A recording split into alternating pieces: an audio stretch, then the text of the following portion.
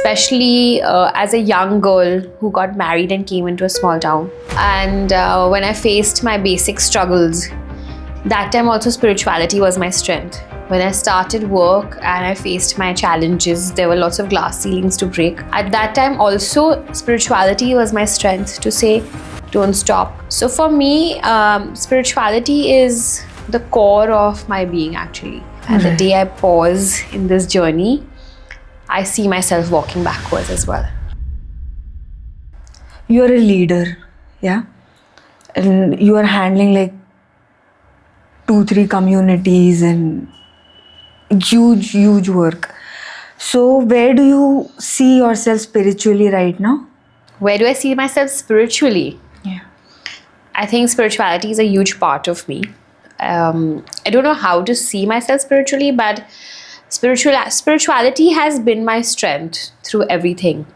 Especially as a young girl who got married and came into a small town, small city. And when I faced my basic struggles, that time also spirituality was my strength. When I started work and I faced my challenges, there were lots of glass ceilings to break. At that time also, spirituality was my strength to say, don't stop, keep going. So for me, spirituality is the core of my being actually. And the more I study, the more I learn, the more I get guidance, that much further I think I'm able to go. And the day I pause in this journey, I see myself walking backwards as well. Interestingly, you said the more you learn. So today spirituality is all about going to temples, right? People are not doing it the hard way. They're doing it the very easy way. Sitting with yourself. है ना 2-3 भजन बोल दिए श्लोक बोल दिए but people are not sitting with themselves, they are not questioning their beliefs, they are not questioning their traditions, which is I think a very actual part of spirituality, right? Yeah. So what practices do you follow spiritually? So there are two things that in what you said today. Why are people not able to do certain things? So there are two different things. One is religion and one is spirituality. So religion is the textbook of spirituality. Okay? You can't progress in school without having done some foundational courses. Right? Like, so I can't go to a 4th grade classroom without doing a 3rd grade. Right? So religion is the school of learning. And spirituality is the alteration in your belief system, in the way you function, the way you think, the way you move forward on the right path. Okay? They kind of go in hand. So one cannot happen without the other. The loss in society today is our family structure has changed completely. Right? So when we were kids, we got learnings from our grandparents. We got learning from family outings were a lot of religious outings. Family outings meant going to the mandir in the morning together, or doing havan together, doing diya together. But today, family outings are restaurants, movies, picnics, holidays. Most people use festivals as an excuse to travel. Right? Unfortunately, that's how our society has changed. Things that we do to still remain constant on this path, it's a very small effort. I don't think we're doing something major. We're also really trying to retain and sort of keep ourselves on the path. We do daily havan. So kids and me, at least 3 of us will sit and do the havan. We do chanting. We will light the diya. We will listen to certain prayers and songs, which are like devotional songs. I do tend to sign up for courses and classes, because I learn through people. That's my way of learning. I'm not really a self-learner. So I'd like a teacher leading me. So I'd have my weekly class on Thursday with one of the teachers, and then now I've just signed up for a Friday class as well. So I learn through people. I'll do some random courses. I'll listen to some YouTube videos of good teachers, and then I do a little bit reading also. I do try. So it's a combination of many factors. So reading and spirituality have been mentors for you? Mentors. Reading as such was never my core skill. Even as a child, I struggled to read. I do realize reading is one of the most important skills. So I sort of coax myself every day to read a few pages. Now it could just be a random book or it could be spiritual reading. For me, learning has come through teachers. Right. So I've learned through people, and that's the way I learn. That's my learning style. So yeah, but spirituality is one of my core pillars to wherever I got so far. Right. The other two being fitness is one very, very big thing, which is what I always promote to people, that you cannot live a life without a workout or a good fitness regime. And third is family. So investing time in the family is what keeps you kind of grounded. So these are my three pillars according to me. What does Ruchira Darda do in her routine? What is it? She does random things today. It used to be very definitive before, but today it's very random. Of course, mornings are with the kids before they go to school. Then I go to the gym. And before that, I do enjoy a nice cup of tea. I love my morning tea. And then I go to work. And now I've come to a point on days where I don't feel motivated to go to work. I also choose to entertain myself. Like I'll go meet a friend or just do something very random. Like nowadays I'm addicted to mahjong, so do mahjong. And now I think I've freed myself from the chains of conformity that a certain day has to look a certain way. Right. Yes, a lot of it is planned, a lot of it is structured, but I do now take out time for days where I don't feel like doing it. Like yesterday was that day. And then of course, if I go to work, I come back home when my kids come home. Right. I like to be around when they are home. And then when they go back to classes, they go back to the office. Then I go for an evening walk, have dinner with the family, chill and sleep. In this routine of everything, your work, your family, fitness, everything, you have managed to start writing a book. Yes. Your dream project, to Yeah. be precise. Yes. So, how are you making time, and give us a gist? What is it about? The book is a parenting book. And I won't say that I'm still fully committed to it in the sense of time, because lots of things are going on at the same time. So yes, but now it has become, there is a deadline thanks to you. And we are really trying to go full throttle and put it together. I think it is an essential book. It should be a very, very strong tool in a parent's hand. It will come from my experience as a parent, also as a coach, having worked with so many children and adults, just seeing their journeys.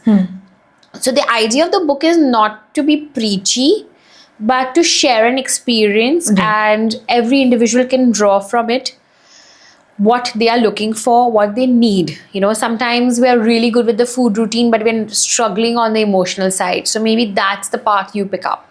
Or if you are connected to your child, but still not able to crack open the secret doors, maybe that's the part you will pick up. Or if you have if your children have questions and you don't have answers, maybe that's where you can find that resource. So the idea is not to teach, because I don't see myself as an expert as such. I see myself as a co-traveler on this journey of any parent. And I learn with each parent as much, because all of us are living a very different situation, a different challenge, a different joy.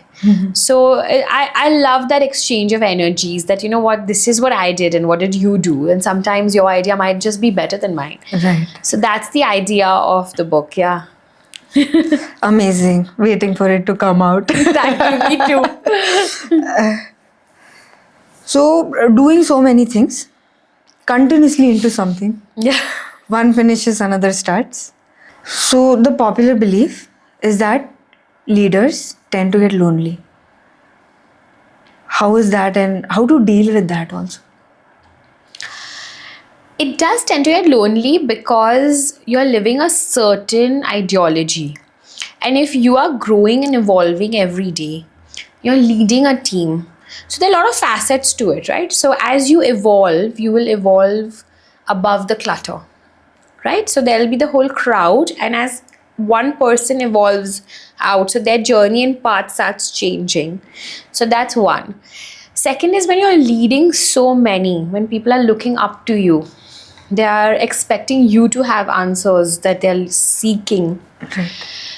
You have to start putting restraints on yourself, right? You are now on a path where you're guiding somebody. So if I am asking someone to control their emotions and deal with the child more patiently, I need to first do this myself. Right? If I'm asking someone to eat mindfully, I have to first do this myself. So my balance has to be a little different from another person who has more flexibility of making a mistake. Right? Also, when you're exercising so much authority in different spaces of life, you can't just mix with everybody because your authority dilutes. Right. So that's why leaders, I think, tend to start moving away from popular crowds, and they have to find peace in their loneliness. You know, even though they might be people of the society, but they have to start figuring out how to create that joy for themselves. And that's where spirituality then plays the largest role, because it teaches you to find peace in that. Is this the reason that people who have,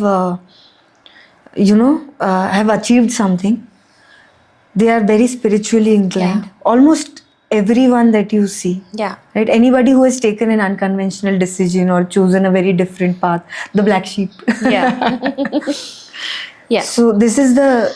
Yeah, mostly because when you're taking so many decisions, say in a day, if you're taking 30 decisions, you're obviously hurting maybe so many emotions also, right? Yes. Or they may not conform with so many people's opinion or expectation. How do you live with yourself then? How do you still exercise what's right for the organization, for yourself, for your family? You start then leaning more on the spiritual path because it gives you guidance. It allows you to see yourself and see your bold decisions as correct. It also gives you the strength to accept your mistakes and correct a wrong decision as well. So that's the purest guidance you can get, right? And it's coming from your soul. It's coming from your internal being. It'll always lead you in the right direction. I guess that's why most people will choose to eventually fall on spirituality, because that's the only place you will find answers to your confusion. Yes. Amazing. One advice you'd give to young leaders today? Never fall in the trap of I know enough. Always, always be a learner.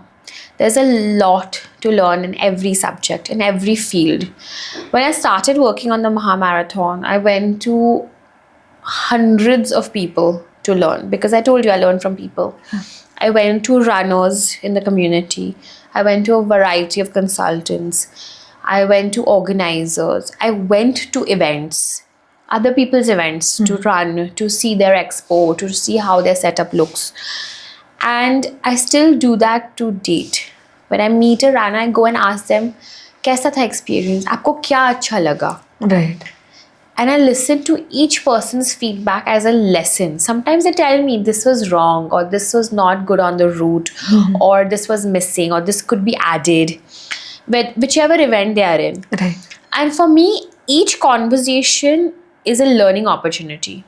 And that's why I think today with Mahamarathon, we have been able to sort of bring a lot of perfection to a lot of elements. Yes. Of course, we're still learning and we'll always learn. I always tell my team, the day you think you're 100% there, that's our last day Right. of success. Always keep it at 99. That 1% is our push. So with everything, with parenting, I always tell parents, get it right 50% of the time. None of us are going to get it right every day. Right? Yes. As long as I'm open to the idea that I will make a mistake and learn something new, I will do it right most of the time. So I think for me, and I would advise all young entrepreneurs, keep that fire of learning alive, receive feedback and criticism with utmost honesty to yourself, and enjoy the journey. The day your ego and arrogance take over, that you know better, that's the end of your success story. Right. So we'll end with one last question. What is your resolution for 2026? Take charge. I think you're already doing that. Take charge of myself, because last 2 years, and I've been speaking a lot about it. So I think when I turned 40, I didn't realize that there was a lot of changes happening in my body. And it took me down quite bad. So whether it meant less cardio, it meant less happiness sometimes. I gave up on myself at some point. You know, even at work, I just stopped showing up. I just stopped answering questions. I started giving away decision-making powers. And now I have understood, okay, as a woman's body turns 40, it does go through a lot of turmoil and change. Now I know that, I'm aware. And my resolution going forward, not only 26, is to take charge, is to get back on the horse and ride myself to the golden pot. Amazing. And that's what I'm doing. I've gone back to my cardio. I'm listening to my body. The day it doesn't feel like doing it, I told you I'm mahjong. And the other days, I aggressively work. I aggressively work out. I have understood now what I need to do to keep my story alive. And I will do that. Yeah. Amazing. All the best. Thank you. Thank you for coming. Thank you.